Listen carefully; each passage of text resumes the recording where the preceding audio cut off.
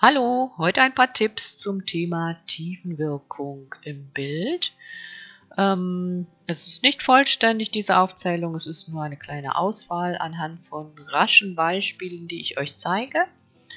Und ich hoffe, ihr könnt da ein bisschen was von mitnehmen und könnt das bei eurer Arbeit einbauen und anwenden.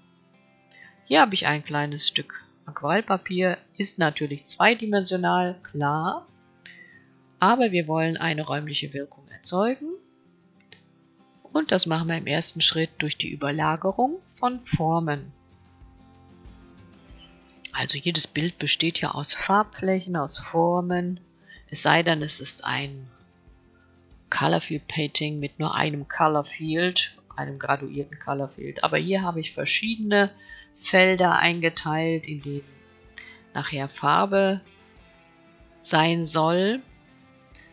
Und die Felder habe ich jetzt ganz ungleichmäßig angelegt. Es wird dann die Farbe eingetragen, aufgetragen in die einzelnen Felder. Und ihr seht, ich beginne mit einer reinen Farbe, mit einem Rot, dann einem Olivgrün und so weiter. Die Farben sind jetzt alle im mittleren Tonwertbereich, also keine ist besonders hell, keine ist besonders dunkel. Und ich lege sie einfach schön nebeneinander und das Ganze wird dann so eine Art Muster und man sieht, wie flächig das wirkt. Also nicht dreidimensional, sondern eher wie ein flächiges Tapetenmuster. Hier kann man höchstens erkennen, dass die roten Felder, die warmen Felder etwas nach vorne kommen. Die grünen und die blauen sind fast gleichmäßig eher im Hintergrund. Aber es ist eine ganz, ganz geringe Tiefenwirkung, die durch das Warm-Kalt-Verhältnis ausgelöst wird. Und um das jetzt zu steigern, füge ich einfach vor diese Musterebene eine weitere Ebene ein mit weiteren Formen. Und wenn ich jetzt eine dunkle Farbe wähle, dann deckt das sofort. Hier nehme ich das Rot einfach nochmal und trage es auch über die anderen Flächen etwas auf. Und ihr seht, das Rot ist transparent. Es deckt nicht besonders gut, aber es hat trotzdem eine etwas vertiefende Wirkung. Jetzt mische ich mir noch ein anderes Rosé, indem ich auch ein bisschen Weiß verarbeitet habe, damit die Farbe deckt. Und jetzt habe ich 3 Formen, die über dem Muster liegen. Und das ist meine zweite Ebene. Das heißt, ich habe schon eine gewisse Tiefe erreicht. Das Ganze kann ich natürlich noch steigern, indem ich über die 3 Formen der zweiten Ebene dann jetzt im nächsten Schritt eine dritte Ebene lege. Das mache ich wieder mit einem deckenden Weiß, also mit einer deckenden Farbe. Und ihr seht, wie schnell man die Tiefe steigern kann. Das ist also eine von vielen Methoden, eine Tiefenwirkung ins Bild zu bekommen.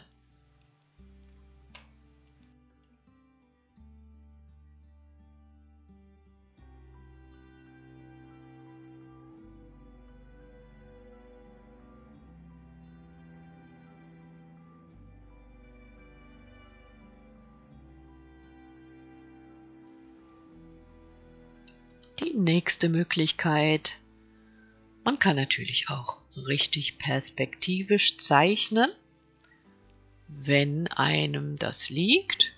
Man kann es aber auch relativ abstrakt handhaben, so wie ich das jetzt hier mache. Man zeichnet einfach einige Körper, die jetzt keine nachvollziehbare Perspektive mehr zueinander haben. oder wo es halt schwierig ist, die Perspektive noch zu erkennen. Sie sind verzogen irgendwie und halb abstrahiert auch. Und diese Körper an sich haben ja schon eine räumliche Wirkung und damit auch eine Tiefenwirkung. Und wenn ich sie noch komponiere und überlagere, wie beim ersten Mal, dann steigere ich diese Tiefenwirkung noch. Ja, erstmal eine Zeichnung. Das Ganze wird deutlicher, wenn ich das Ganze mit Farbe fülle.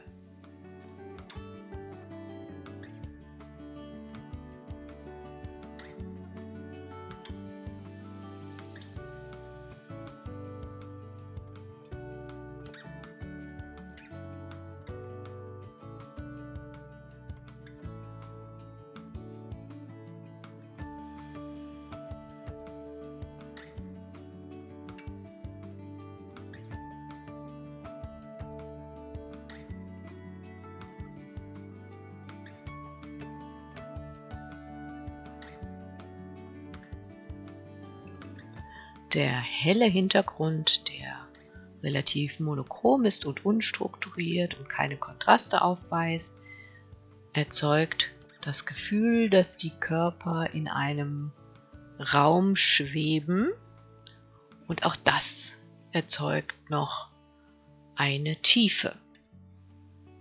Also das Kontrastreiche ist vorne und das Kontrastarme ist hinten.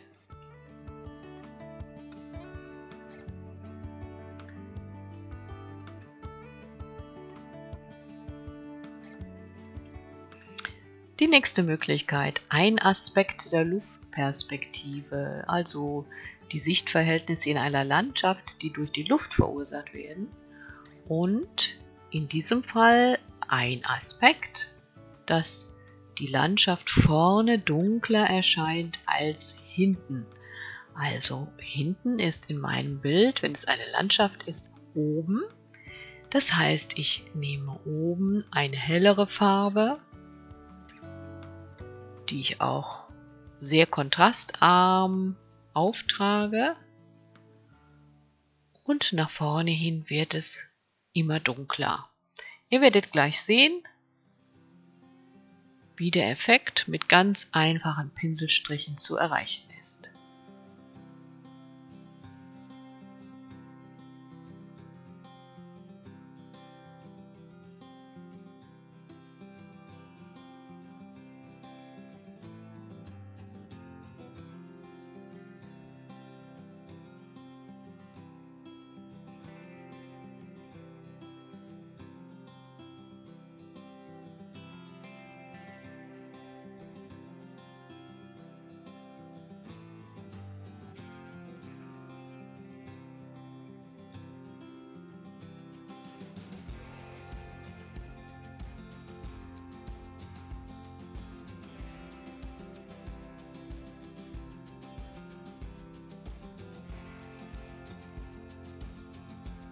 So, mit ganz einfachen Mitteln hier also eine Art Perspektive erzeugt, eine Art Landschaft. Das Helle im Hintergrund ist für unser Gehirn eindeutig der Himmel und das vordere, etwas wärmere, etwas dunklere ist in diesem Fall vielleicht Wasser oder einfach eine bläuliche Landschaft im Vordergrund.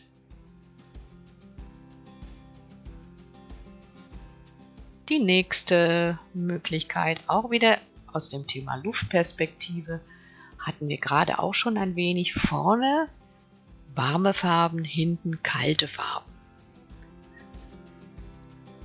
Der Trick ist einfach, dass durch die Luftschichten meistens das Sonnenlicht so gebrochen wird, dass es hinten alles kälter und heller erscheint und vorne werden die Farben wärmer.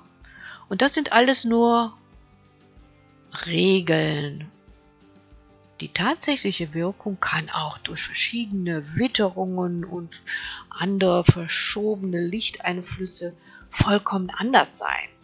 Das ist nur eine Grundregel. Und man kann sich an die halten, man muss es aber nicht, wie an alle anderen Regeln bei der Malerei auch. Hier habe ich also das kalte Blau im Hintergrund.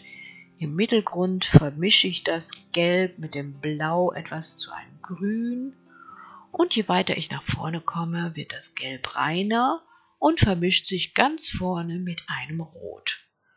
Das ist ein ganz einfacher Farbverlauf und der suggeriert unserem Gehirn einfach, dass das Rot im Vordergrund ist und das andere im Hintergrund.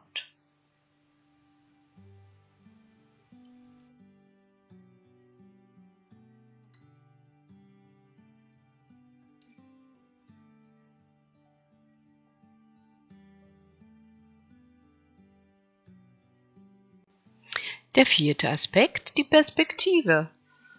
Nach den Regeln der Perspektive werden die Formen im Hintergrund kleiner, im Vordergrund sind sie größer. Das sieht man natürlich besonders, wenn sich erkennbar ähnliche Formen von ähnlicher Größe wiederholen. Das heißt Bäume oder auch Personen, die alle in etwa in der Größenordnung zwischen 1 und 2 Metern liegen.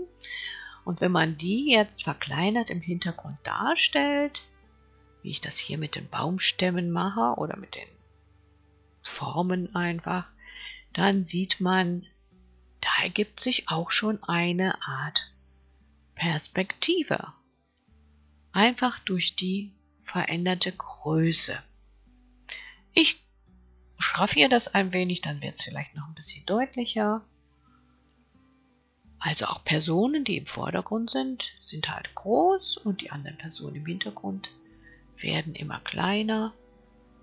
Das ist auch wieder ein weiterer Aspekt. Und den könnt ihr auch ganz problemlos in eine abstrakte Malerei übertragen, um damit auch im Abstrakten eine gewisse Art Tiefe zu erzeugen. Und schon sind wir beim nächsten Punkt, Tiefe durch transparente Schichten. Das ist etwas, was ich sehr gerne mache, weil ich sehr gerne transparent male.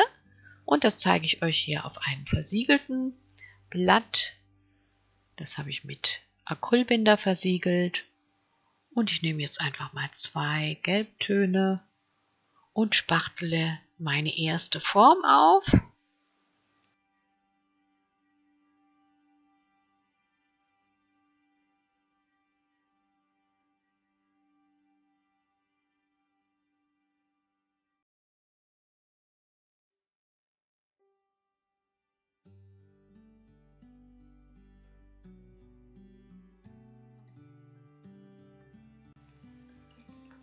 Hier schwebt die Form noch im weißen Hintergrundraum und ich lege jetzt eine feuchte Lasur darüber,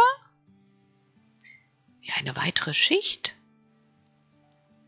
In diese Schicht kann ich jetzt noch Alkohol hineintropfen, um noch weitere Strukturen zu erzeugen.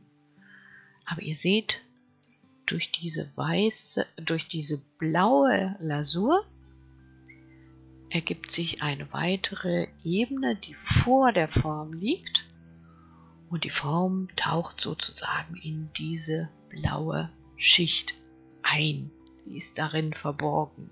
Und auch das ist ein weiterer Aspekt, Tiefenwirkung zu erzeugen durch Übereinanderlegen von Lasuren. Ich hoffe, die Tipps bringen euch ein bisschen weiter. Sie sind nicht vollständig, vielleicht werde ich später nochmal weitere Tipps ergänzen. Ich wünsche euch viel Freude. Bis zum nächsten Mal.